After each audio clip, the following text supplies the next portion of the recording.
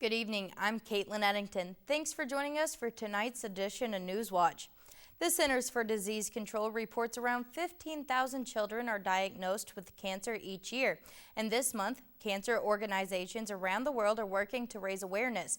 I spoke with a pediatrician about the symptoms and diagnosis of these cancers. Dr. Brittany Odom is a pediatric physician at Sarah Bush Lincoln Health Center. She says symptoms of childhood cancer include fever, lymph node swelling, fatigue, and easy bleeding and bruising. It can be difficult to diagnose pediatric cancer. I'll start by saying that. And the reasons why that can be a difficult diagnosis is that the symptoms are often very non-specific.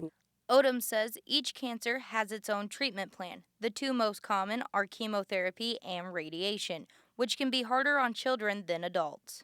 Not only because they're a kid and they're dealing with, the mental aspect of coming to terms with I have a very serious disease, but also when you are going through cancer treatments, you're often immunocompromised. She says open communication between parents and doctors is key during diagnosis. When it comes to cancer, that's something that any parent will stay up night after night after night worrying about for their child.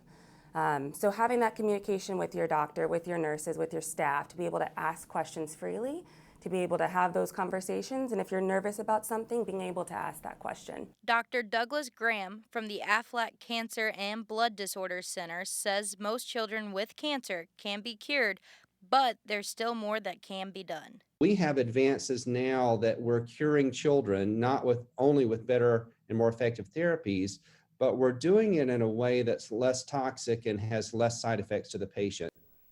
Researchers say leukemia, brain tumors, and lymphoma are the most common cancers in children. Childhood Cancer Awareness Month is symbolized by a gold ribbon. A medal Dr. Odom says is both precious and strong, just like pediatric cancer patients.